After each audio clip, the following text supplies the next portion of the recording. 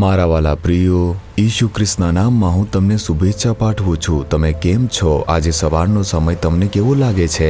શું પ્રભુએ આપણને નવો દિવસ આપ્યો નથી? આપણે પ્રભુની સ્તુતિ કરવી જોઈએ।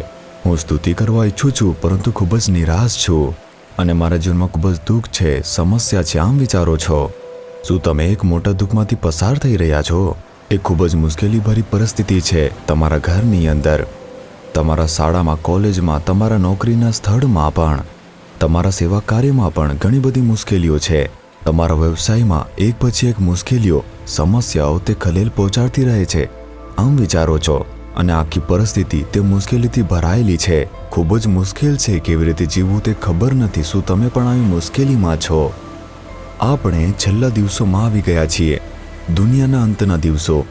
લોકો તે શાંતિને શોધે છે, પરંતુ તેઓને તે મળતી નથી। અને જે નેતાઓ છે તે પણ વારંવાર શાંતિની વાત કરતા રહે છે, એવું લાગે છે, પરંતુ આપણે ખરેખર શાંતિને જોઈ શકતા નથી।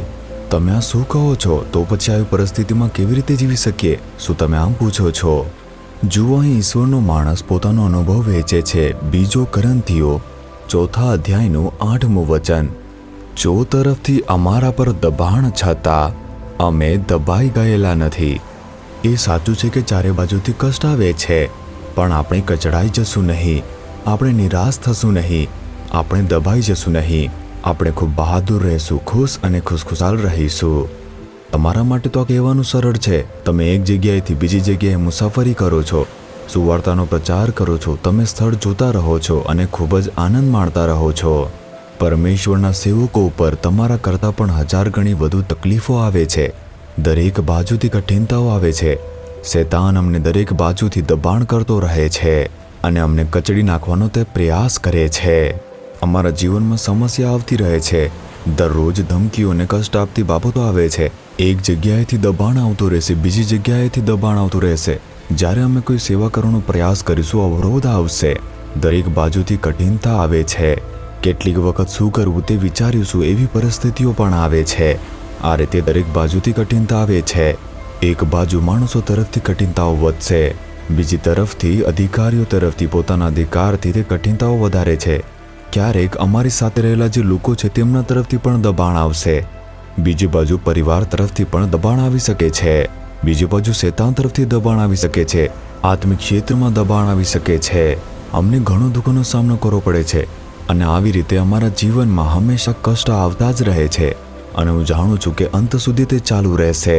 જ્યાં સુધી આપણું જીવન છે ત્યાં સુધી તે ચાલુ જ રહેશે, તેનો ક્યારેય અંત આવશે નહીં, કારણ કે ખ્રિસ્તી જીવન સંઘર્ષોથી હંમેશા ભરેલું હોય છે। ઈશુએ શું કહ્યું? દુનિયામાં તમારા પર વિપત્તિઓ આવશે, પરંતુ તમે હિંમત રાખો, મેં દુનિયા ઉપર વિજય મેળવી લીધો છે અને હું તમારી સાથે છું, એ મારી આશાને વિશ્વાસ છે।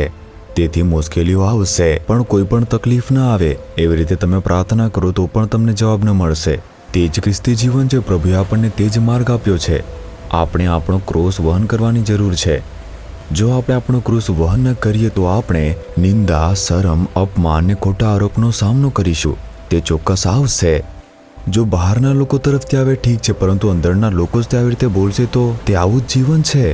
પ્રભુએ આપણા માટે આવી જીવનશૈલી નક્કી કરેલી છે। તમારે તેની વચ્ચે ચાલવું જ જોઈએ। પ્રેરિત પાઉલ પણ ઉત્સાહથી પ્રભુની સેવા કરી હતી। તે કહે છે, ચારે તરફથી સમસ્યા આવશે તો પણ હું દબાઈ જવાનો નથી। શૈતાન આપણને કચડી નાખવા, દબાવવા માટે માંગે છે।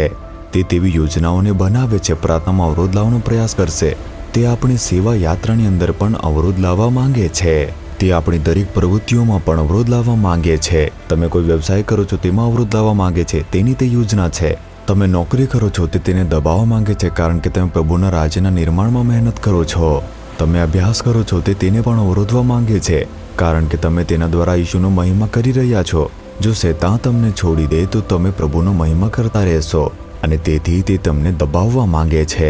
પરંતુ આપણી પાસે એક પ્રભુ છે જે બધી મુશ્કેલીઓ વચ્ચે આપણને ખુશ રાખે છે અને આ શૈતાન જાણતો નથી। તેથી તે મૂંઝવણમાં મુકાય છે। આટલા બધા દુઃખ પછી પણ તેઓ કેવી રીતે ખુશ રહી શકે છે? આપણે કષ્ટ અનુભવશું, પરંતુ હું કહીશ કે શૈતાન, ભલે તું અસંખ્ય દુઃખ લાવે, નિંદા લાવે, સતાવણી લાવે કે દુઃખ લાવે, તું મારી પ્રાર્થના કે સેવાને બિલકુલ રોકી શકતો નથી। તું મારા આનંદને પણ બિલકુલ રોકી શકતો નથી। જે ઈશુએ તને હરાવ્યો તે મારી સાથે છે. મારી પાસે ઈસુ છે જે દુઃખ વચ્ચે પણ મને પ્રોત્સાહન આપે છે અને રક્ષણ આપે છે અને માર્ગદર્શન પણ આપે છે. તેથી તું મને બિલકુલ કચડી શકતો નથી, મને બિલકુલ દબાવી શકતો નથી. હું પરમેશ્વરનો હજુ વધારે મહિમા કરતો રહીશ. જ્યારે તમે આવું કહો છો, શૈતાન તે શરમાય છે, ઈશુનો મહિમા થાય છે અને આપણને મજબૂત કરશે. તેથી એમ ન કહો કે હું નિરાશ છું, દબાઈ ગયો છું કે પડી ગયો છું. તેના બદલે કહો, ચારે બાજુથી સમસ્યા આવે તો પણ હું દબાઈશ નહીં. હે શૈતાન, તું મને દબાવી શકતો નથી. તું મારી પ્રાર્થનામાં અવરોધ લાવી શકતો નથી, મારા સેવામાં અવરોધ લાવી શકતો નથી, વ્યવસાયમાં, નોકરીમાં તું અવરોધ લાવી શકતો નથી. હું ઉઠીશ અને પ્રભુ માટે ચમકીશ. તમે હિંમતથી આ કહો. પ્રભુ આજે જ તમને મજબૂત બનાવી રહ્યા છે. જે તમને દબાણ કરી રહ્યો છે તે શૈતાન પોતે લજ્જા હશે. તેથી હિંમતથી કહો. હવે પ્રભુને કહો, હે પ્રભુ, ભલે મને ચારે બાજુથી દબાણ કરવામાં આવે પરંતુ હું કચડી જવાનો નથી.